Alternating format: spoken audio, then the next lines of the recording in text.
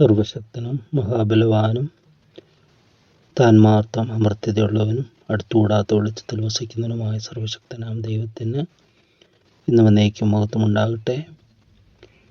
ദൈവകൃപയാൽ ഒരു മനോഹരമായൊരു ദിവസം കൂടെ നാം കഴിഞ്ഞ ദിവസം ചിന്തിച്ച പോലെ സങ്കീർത്തനക്കാരൻ ഓർപ്പിച്ചതുപോലെ ദിവസം മുഴുവൻ ഞാൻ നിങ്ങൾ പ്രത്യാശ വയ്ക്കുന്നു എന്നുള്ള പ്രാർത്ഥനയോടെ നമുക്ക് ഓരോ ദിവസവും ആരംഭിക്കാം. ആരംഭം മാത്രമല്ല, അതിൻ്റെ അവസാനത്തെങ്കിൽ ദൈവം ചെയ്ത നന്മകളും കൃപകളും എല്ലാം ഓർത്ത് ദൈവത്തെ സ്തുതിക്കുവാനും. സങ്കീർത്തനത്തിലൊക്കെ നമ്മൾ കാണുന്നുണ്ട്, ഉണരുമ്പോൾ പാടുന്ന സങ്കീർത്തനം, ശയനം ഉറങ്ങുമ്പോൾ പാടുന്ന സങ്കീർത്തനം. അപ്പോൾ ആത്മാവ് നിറഞ്ഞവരായി ആത്മാവ് നമ്മൾ നിറയുന്നു എന്നുള്ളതിൻ്റെ ആത്മസാന്നിധ്യമുള്ളത് ഉണ്ട് എന്നുള്ളത് തെളിയുന്നതിൻ്റെ ഇതാണ്. ആത്മാവ് നിറഞ്ഞവരായ സങ്കീർത്തനങ്ങളാലും സ്തുതികളാലും തമ്മിൽ സംസാരിച്ചും നിങ്ങളുടെ ഹൃദയത്തിൽ കർത്താവിന് പാടിയും കീർത്തനം ചെയ്തും എന്ന വാക്യങ്ങൾ, എഫേസ്യ ലേഖനത്തിലെ വാക്യങ്ങൾ അത് നമ്മുടെ ജീവിതത്തിൽ അന്വർത്ഥ സത്യമായി മാറുന്നത്. ആത്മാവ് സങ്കീർത്തനങ്ങളും സ്തുതികളും നമ്മളിൽ ഉത്ഭവിക്കും. ദൈവത്തെ സ്തുതിക്കുവാനും ദൈവിക ഗീതികൾ പാടുവാനും പുറമേ നമ്മൾ പാടുകയും നമ്മുടെ അന്തരംഗത്തിൽ ഈ പാട്ടുകളെല്ലാം ഇങ്ങനെ ഉരുത്തിരിഞ്ഞു വരും. അത് ഏതൊരു ജോലി ചെയ്യുമ്പോഴും, ഏതൊരു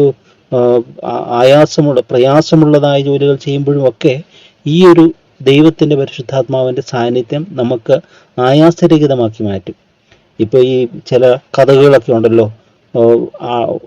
അയ്യാത്ത ടൈറ്റായിട്ടിരിക്കുന്ന കഥകൾ, ജനാലുകളൊക്കെ അല്ല ഗേറ്റുകളൊക്കെ, ഈ ശബ്ദമുണ്ടാക്കുന്ന ഗേറ്റുകളൊക്കെ അതിൽ ഇച്ചിരി ഓയിൽ, എണ്ണ അല്ലെങ്കിൽ ഗ്രീസ് എന്തെങ്കിലും ഇട്ട് കൊടുത്താൽ അതിൻ്റെ ശബ്ദം മാറും.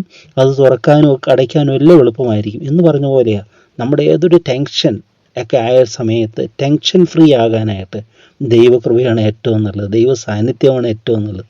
ഇത് അനേകർ മനസ്സിലാക്കിയും ജീവിതം എത്ര മനോഹരമായിരുന്നേനെ. ചിലരെല്ലാം ദൈവത്തെ അകറ്റി നിർത്തുന്ന അവരുടെ ജോലി തിരക്ക് മുഖാന്തരമാണ്. എന്നാൽ എത്ര വലിയ പ്രതിസന്ധികളിലും നമുക്ക് ജോലി തിരക്കുകളിലൊക്കെ ഈ ദൈവം കൂടെ ഉണ്ടെങ്കിൽ ഇതുപോലെയാണ്. അത് നമുക്ക് നല്ല എന്താ പറയുന്നത്, വളരെ മനോഹരമാണത്. സംഗീതക്കാരൻ പ്രാർത്ഥിക്കുന്ന പോലെ നിന്റെ അത്ഭുതകാരുണ്യം കാണിക്കണമേ, കണ്ണിൻ്റെ കൃഷ്ണമണി പോലെ എന്നെ കാക്കണമേ എന്ന് 17-ാം സങ്കീർത്തനത്തിൽ പ്രാർത്ഥനയുണ്ട്. കണ്ണിൻ്റെ കൃഷ്ണമണി പോലെ നമ്മളെ കാക്കുന്ന ഒരു ദൈവം, നമ്മളറിയാതെ ജെന്യൂനായിട്ട് തന്നെ അത് നമ്മുടെ പോളകൾ നമ്മളെ കണ്ണിൻ്റെ കൃഷ്ണമണിയെ സംരക്ഷിക്കുന്നു. ഇന്നത്തെ സങ്കീർത്തനത്തിലും ന്യായത്തിനും നീതിക്കും വേണ്ടിയുള്ള ഒരു പ്രാർത്ഥനയാണ് ഇന്നത്തെ സങ്കീർത്തനം. 25-നോട് ചേർന്ന് തന്നെ ഇത് വരുവാനാണ്. 25-ൽ നമ്മൾ പ്രധാനമായിട്ട് ചിന്തിച്ചു, നിഷ്കളങ്കതയും നേരും എന്നെ പരിപാലിക്കണമേ എന്ന പ്രാർത്ഥന. 21-ാമത്തെ വാക്യം നമ്മൾ കണ്ടു.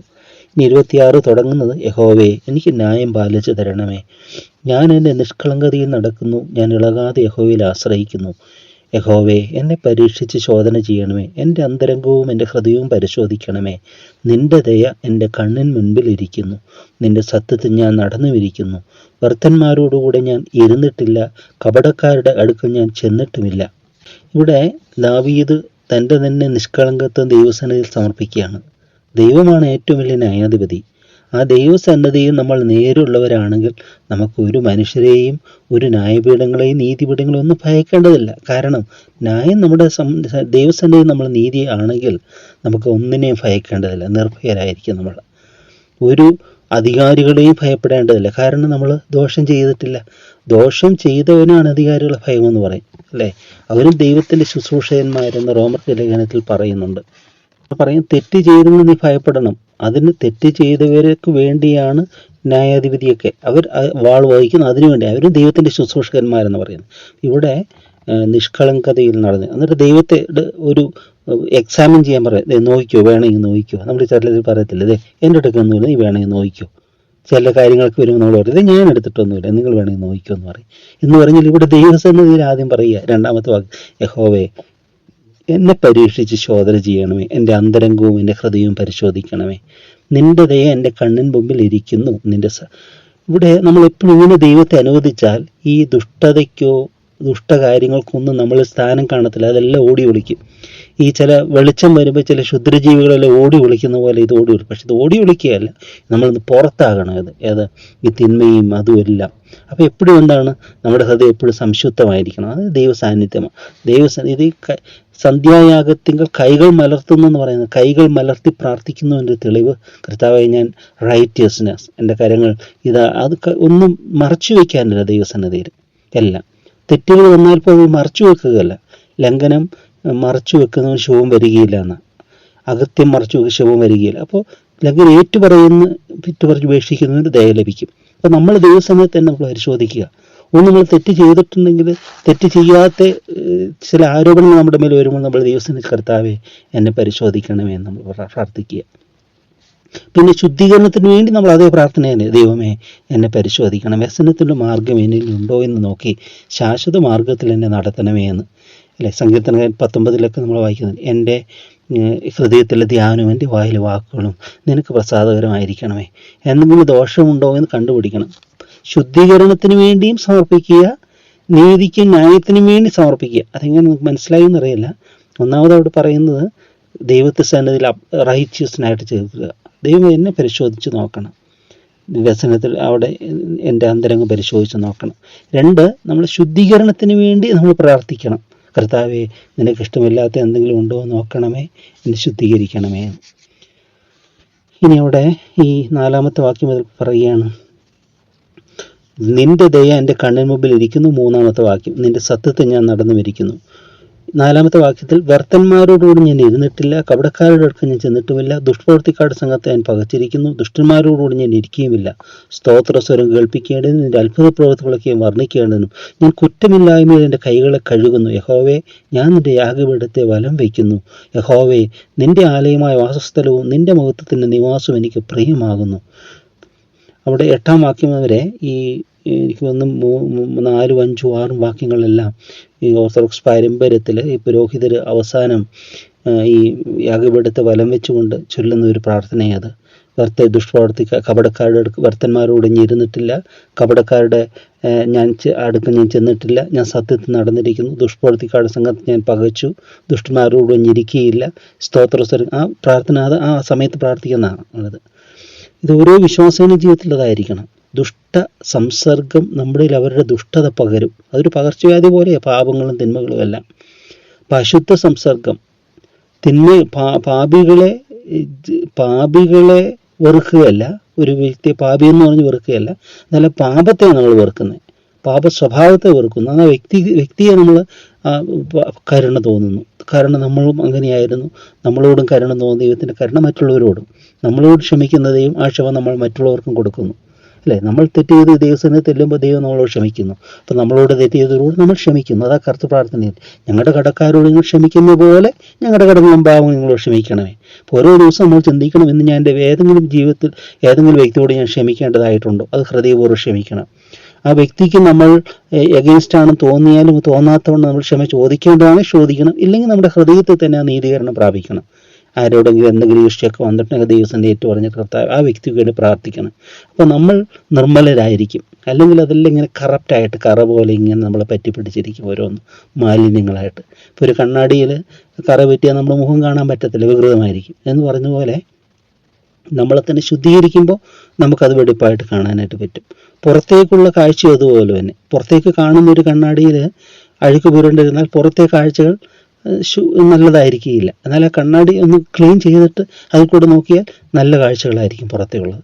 പുറത്തേക്കുള്ള മനോഹാരിതയും ആന്തരിക മനോഹാരിതയും നഷ്ടപ്പെടുത്തുന്നതാണ് ഈ കളങ്കങ്ങളും കറകളും എന്നൊക്കെ പറയുന്നത്. ഇത് ഇങ്ങനെയുള്ള ചെറിയ ചെറിയ സൗന്ദര്യപ്പിണക്കങ്ങളും അങ്ങനെയൊക്കെ നമ്മൾ പറയത്തില്ലേ, അങ്ങനെയുള്ളത്. അപ്പോൾ അതൊക്കെ ടെസ്റ്റ് ചെയ്തിട്ട് ദൈവത്തോട് പ്രാർത്ഥിക്കാൻ സമർപ്പിക്കണം. കർത്താവേ, എൻ്റെ ഹൃദയത്തെ ശുദ്ധീകരിക്കണമേ, എൻ്റെ കൈകളെ വെടിപ്പാക്കണമേ. അങ്ങനെ ഇനി അവിടെ പറയുകയാണ്, യഹോവേ, നിൻ്റെ ആലയമായ വാസസ്ഥലവും നിൻ്റെ മഹത്വത്തിൻ്റെ നിവാസവും എനിക്ക് പ്രിയമാകുന്നു. 9-ാം വാക്യം, പാപികളോടുകൂടി എൻ്റെ പ്രാണനെയും രക്തപാതകന്മാരോടും എൻ്റെ ജീവനെയും സംഹരിച്ച് കളയരുതേ. അവരുടെ കൈകളിൽ ദുഷ്കർമ്മമുണ്ട്, അവരുടെ വലം കൈ കോഴ നിറഞ്ഞിരിക്കുന്നു. ഞാനോ എൻ്റെ നിഷ്കളങ്കയിൽ നടക്കും. എന്നെ വീണ്ടെടുത്ത് എന്നോട് കൃപ ചെയ്യണം. എൻ്റെ കാലടി സമതലത്തിൽ നിൽക്കുന്നു, സഭകളിൽ ഞാൻ നിന്നെ വാഴ്ത്തുമെന്ന്. ഒരു സംസ്കൃത കവി ഒരു ഇതിൽ പറഞ്ഞിട്ടുണ്ട്. സ്വർണം അത് സാങ്കല്പിക, സ്വർണം ഒരു സംഭാഷിക്കുന്നതായിട്ട് ആ കവി ചിന്തിക്കുക. സ്വർണം സംസാരം പറയുക, തൻ്റെ കാര്യങ്ങൾ പറയുക. സ്വർണം പറയുക, ആ സ്വർണം പറയുക, സ്വർണ്ണപ്പണിക്കാരനോട് പറയുക, ആവലാതിപ്പെടുക, അങ്ങനെ സംസാരിക്കാണ്ട് തോന്നുക. അത് ആ സ്വർണം പറയുക, ചിരട്ടത്തീയിൽ വെച്ച് ഉരുക്കുന്നതിലും അടകല്ലിൽ വെച്ച് അടിക്കുന്നതിലും മുറിക്കുന്നതിലും ചാണയിൽ ഉരയ്ക്കുന്നതിലും എനിക്ക് സങ്കടമില്ല, അല്ലെ? ഉമിത്തീയിൽ വെച്ച് ഇങ്ങനെ ആ ചിരട്ട തീയിൽ വെച്ചല്ലേ പൊന്നുരുക്കുന്നത്. പിന്നെ അതിന് കൂടത്തിൽ വെച്ച് അതിൻ്റെ ഇത് വെച്ച് അടിക്കുന്നു, പരത്തുന്നു, അതിനെ മുറിക്കുന്നു, രാകുന്നു, ചാണക്കി വെക്കുന്നു, എല്ലാം. ഇതിലൊന്നും എനിക്ക് സങ്കടമില്ല. എന്നിട്ട് സ്വർണ്ണം പണിയാ കുന്നിക്കുരുവിന് സമമായിട്ട് തൂക്കുന്നതിലാണ് സങ്കടം. ഇത്രയെല്ലാം ക്ലേശങ്ങൾ സഹിച്ചിട്ടും കുന്നിക്കുരു അത് ചുമന്നിങ്ങനെ ഇരിക്കുന്നത് എനിക്കൊന്ന് ആവരണം ഉണ്ടാക്കാൻ അറിയില്ല. ഏതായാലും കുന്നിക്കുരുവിന് സമമായിട്ടിട്ട് തൂക്കുന്നതാണ് പ്രയാസമാണ്.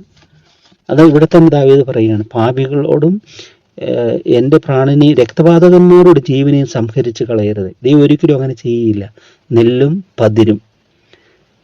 പതിരും അത് വേർതിരിക്കുന്നത് ഒരു നാളുണ്ട് അല്ലേ.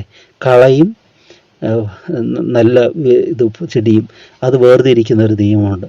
അത് കൊയ്ത്തോളം വളരട്ടെ എന്നാണ് പറയുന്നത്. അപ്പോൾ ഇവിടെ പറയുകയാണ്, പക്ഷെ നമ്മൾ എന്ത് ചെയ്യണം? നമ്മുടെ ജീവിതത്തിൽ അകലേണ്ടതിനോട് അകലുവാൻ, തിന്മ പ്രവൃത്തികളോട് അവരുടെ കൂടെ പോയി ഇരിക്കരുത്. ദുഷ്ടത ചിന്തിക്കുന്നവരോട് കൂടെ പോയി ഇരുന്നാൽ ആ ദുഷ്ടചിന്ത നമ്മളെ ബാധിക്കും. ചിന്തിക്കുന്നവരോട് പോയിരുന്നാൽ ആ തിന്മയുടെ ഇത് നമ്മളെ ബാധിക്കും. എന്ന് നമ്മൾ അവരെ വെറുക്കാതെ നമ്മൾ ആ തിന്മയാണ് വെറുക്കേണ്ടത്. ദൈവം പാപികളെ സ്നേഹിക്കുന്നു, പക്ഷെ പാപത്തെ വെറുക്കുന്നു എന്ന് പറയും. അതേ സ്വഭാവം തന്നെ നമുക്ക് വരേണ്ടത്. ഇവിടെ നിഷ്കളങ്കതയും നേരുമൊക്കെ നമുക്ക് അപ്രൈറ്റ്നസ്, നല്ല നീതിയായിരിക്കും. അപ്രൈറ്റ്നസ് എന്ന് പറയുന്നത് നമ്മുടെ ഇൻറ്റഗ്രിറ്റി എന്നൊക്കെ പറയുന്നത് അത് നമ്മുടെ കൈമുതലായിരിക്കണം. അതായത് ഈ ബ്രിട്ടീഷ് ഭരണകാലത്ത് ഒരു വെണ്ടുരുത്തി പാലം പണിത ഒരു ചരിത്രമുണ്ട്. അതിൻ്റെ ഈ വെണ്ടുരുത്തി പാലം പണിത ഒരു ജർമ്മൻ എഞ്ചിനീയറാണ്. അപ്പോൾ അതിൻ്റെ റിപ്പോർട്ട് കൊടുത്തപ്പോൾ ബ്രിട്ടീഷ് ഒരു എഞ്ചിനീയർ ബ്രിട്ടീഷ് ഇത് ഗവൺമെൻറ്റിനോട് അധികാരത്തോട് പറഞ്ഞു, ഇദ്ദേഹം ശരിയായിട്ടല്ലേ പാലം പണിതിരിക്കുന്നത്. പക്ഷേ ജർമ്മൻ എഞ്ചിനീയർ മനോഹരമായിട്ടാണ് പാലം പണിത്. അപ്പോൾ അതിൻ്റെ ഉദ്ഘാടന ദിവസം അതിനു മുമ്പ് ഒരു ടെസ്റ്റിംഗ് ഇത് നടത്തുകയാണ്. അപ്പോൾ മണൽ കയറ്റിയ ഗുഡ്സ് ട്രെയിൻ, തീവണ്ടി പാലം, വെണ്ടുരുത്തി തീവണ്ടി പാലം, അതിന് മുകളിൽ കൂടെ കടന്നു പോകാൻ വലിയ ഭാരം കയറ്റിയ തീവണ്ടികൾ കടന്നു പോകുമ്പോൾ ഈ ജർമ്മൻ എഞ്ചിനീയർ എന്ത് ചെയ്തു? അദ്ദേഹം ഒരു വള്ളത്തിൽ അതിൻ്റെ പാലത്തിൻ്റെ കീഴിൽ തൻ്റെ കുടുംബങ്ങളും, തൻ്റെ പിതാവ് ഒരു എഞ്ചിനീയർ ആയിരുന്നു, അദ്ദേഹത്തെയും കൂട്ടി തൻ്റെ കുടുംബാംഗങ്ങളോടൊപ്പം ആ പാലത്തിൻ്റെ അടിയിൽ പോയി വള്ളത്തിലിരുന്നു എന്നാണ് പറയുന്നത്. കാരണം പാലം പൊളിയുകയാണെങ്കിൽ അതിനകത്ത് തങ്ങൾ അപായപ്പെട്ടു പോകട്ടെ എന്ന്. അത്ര ഉറപ്പായിരുന്നു അദ്ദേഹത്തിന്. കാരണം അത് നിർമ്മലതയോടെ ചെയ്തുവെന്ന്, നിഷ്കളങ്കതയോടെ ചെയ്തുവെന്ന്, കോഴ വാങ്ങാതെ ചെയ്തുവെന്ന് അദ്ദേഹത്തിന് അത്ര ഉറപ്പായിരുന്നു പറയുന്നത്. ഇതാണ് സാക്ഷ്യമെന്ന് പറയുന്നത്. നമ്മൾ എന്ത് ചെയ്താലും, ചെറിയ കാര്യം ചെയ്താലും വിശ്വസ്തയോടെ ചെയ്യാൻ, ദൈവം എന്നെ കാണുന്നു എന്നുള്ള, നമ്മുടെ ജോലി സ്ഥാപനങ്ങളായിരിക്കാം, നമ്മുടെ ഓരോ ഇതിലായിരിക്കാം, നമ്മൾ ഏൽപ്പിക്കുന്ന, നമ്മൾ ഇടപെടുന്ന കാര്യങ്ങൾ വിശ്വസ്തരായിരിക്കണം. ദൈവം എന്നെ കാണുന്നു. ആര് കാണുന്നില്ലെങ്കിലും എൻ്റെ പ്രവൃത്തികൾ ദൈവം കാണുന്നു. നമുക്കൊരു ചിന്തയുണ്ട്, നമ്മുടെ പ്രവൃത്തികളെല്ലാം നല്ലതായിരിക്കും. ചെറിയ കാര്യം പോലും നമ്മൾ നല്ലതുപോലെ ചെയ്യും. അതാണ് അതിൻ്റെ സവിശേഷത എന്ന് പറയുന്നത്. ഒരു വളരെ സമ്പന്നനായ മാറിയൊരു വ്യക്തിയുടെ ഒരു ചരിത്രമുണ്ട്. അദ്ദേഹം പറയുകയാണ്, അദ്ദേഹം ജോലി അന്വേഷിച്ച ഒരു സ്ഥലത്ത് ചെന്നപ്പോൾ അവിടെ ഒരു ഹോട്ടലിൽ ഈ പ്ലേറ്റ് കഴുകുന്ന ഇതിലാണ്. അവിടെ പ്ലേറ്റ് കഴുകുന്നതിൽ അവർക്കൊരു ക്യാപ്റ്റൻ ഉണ്ടായിരുന്നു. അദ്ദേഹം ഈ പ്ലേറ്റ് കഴുകിക്കൊണ്ട് വന്നപ്പോൾ അദ്ദേഹത്തിന് ഒന്ന് ചെറുതായിട്ടൊന്ന് അടിച്ചിട്ട് പറഞ്ഞു, നിന്റെ മുഖം ഈ പ്ലേറ്റിൽ കാണുന്നവരെ ശുദ്ധിയായിട്ട് കഴുകാൻ പറഞ്ഞു. അന്ന് പഠിച്ച ആ പാഠം അദ്ദേഹത്തിൻ്റെ ജീവിതത്തിൽ ഏത് ജോലി ചെയ്താലും നന്നായിട്ട് ജോലി ചെയ്യാൻ പരിശ്രമിച്ചു അദ്ദേഹം. അത് അദ്ദേഹത്തിൻ്റെ ജീവിതത്തിൽ വലിയ ഉന്നമനത്തിലേക്ക് നയിച്ചു. അപ്പോൾ ഈ നിഷ്കളങ്കതയും നേരും ദൈവീയത്തിൻ്റെ സ്വഭാവമാണ്. അത് നമ്മളെപ്പോഴും നന്മയിലേക്ക് നയിക്കും. അതിനൊക്കെ നമുക്ക് വേണ്ട ദൈവകൃപയാണ്, ദൈവ സാന്നിധ്യമാണ്, പരിശുദ്ധാത്മാവാൻ ദൈവത്തിൻ്റെ സാന്നിധ്യമാണ്. അപ്പോൾ മനുഷ്യർക്ക് അസാധ്യമായ ദൈവത്തിന് സകലം സാധ്യമാണ്. നമുക്ക് സാധിക്കാത്ത ഒന്നുമില്ല. നമുക്ക് പലതും അസാധ്യമാണ്, പക്ഷെ ദൈവത്തിന് സകലം സാധ്യമാണ്. നമ്മൾ ദൈവകരങ്ങൾ കൊടുത്താൽ ദൈവം നമ്മളെ പണിയും, പുതുക്കും, ശുദ്ധീകരിക്കും, കഴുകും, വെടിപ്പാക്കും. തൻ്റെ ഇഷ്ടം പോലെ ദൈവം മനഞ്ഞുകൊള്ളും. ഒരു കുശവൻ്റെ കയ്യിൽ കളിമണ്ണ് പോലെ, ഒരു സ്വർണ്ണപ്പണിക്കാരൻ്റെ കയ്യിൽ ആ സ്വർണം കണക്കെ നമ്മൾ വിട്ടുകൊടുത്താൽ മതി, ദൈവം നമ്മളെ പണിതുകൊള്ളും. അതിന് മനസ്സോടെ ദൈവത്തെ സ്തുതിച്ചുകൊണ്ട് ദൈവസന്നിധിയിലും നമ്മളെ തന്നെ അർപ്പണം ചെയ്യാം. ക്രൂശിൽ ഞങ്ങൾക്ക് വേണ്ടി തൻ്റെ ജീവനെ തന്ന, മറുവിലയായി തീർന്ന, രക്തം ചിന്തി ഞങ്ങളെ വീണ്ടെടുത്ത് ഞങ്ങളുടെ കർത്താവായ യേശുവേ, ഞങ്ങളുടെ സ്വന്തമല്ല, നീ രക്തം ചിന്തി വിലയ്ക്ക് വാങ്ങിയതുകൊണ്ട് ഞങ്ങൾ നിൻ്റെ സ്വന്തമാണെന്ന് അറിയുന്നു. ഞങ്ങളുടെ ആത്മദേഹി ദേഹത്തെ സമ്പൂർണ്ണമായി നിൻ്റെ കരങ്ങളിൽ സമർപ്പിക്കുന്നു. നിൻ്റെ ഇഷ്ടം പോലെ ഞങ്ങളെ പണിയണമേ കർത്താവേ. എപ്പോഴും നിന്നെ സ്തുതിപ്പാനും ദൈവ സാന്നിധ്യവും ഞങ്ങൾക്ക് തരണമേ, ദൈവഭയം ഞങ്ങൾക്ക് തരണമേ. എല്ലാം ദൈവം കാണുന്നു എന്ന ചിന്തയിൽ വിശ്വസ്തയോടെ ജീവിപ്പാൻ ഞങ്ങൾക്ക് അവിടുന്ന് കൃപ തരണമേ എന്ന് പ്രാർത്ഥിക്കുന്നു. പരിശുദ്ധാത്മാവാൻ ദൈവമേ, അവിടെ ഞങ്ങളെ സകല സത്യത്തിലും വഴി നടത്തും എന്നുള്ളതിനായി ഞങ്ങൾ അങ്ങേ സ്തുതിക്കുന്നു. എല്ലാ കൃപകളാലും നിറയ്ക്കണമേ. ആവശ്യമായിരിക്കുന്ന ജ്ഞാനവും എല്ലാം ഞങ്ങൾക്ക് അവിടുന്ന് പകർന്നു തരണമേ. തിരുനാമം ഞങ്ങളിൽ കൂടെ മഹത്വപ്പെടുത്തണമേ. നിന്റെ ദിവ്യ സാക്ഷികളാക്കി ഞങ്ങളെ മാറ്റണമേ. ദുഷ്ടതയോടും തിന്മയോടും ഒന്നും ചേരാതെ നിന്റെ നന്മയും ഞങ്ങളെ അവിടുന്ന് ചേർത്ത് കൊള്ളണമേ എന്ന് പ്രാർത്ഥിക്കുന്നു. എല്ലാ നന്മകളാലും നിറയ്ക്കണമേ. മഹത്വം അവിടുന്ന് മാത്രം എടുക്കണമേ.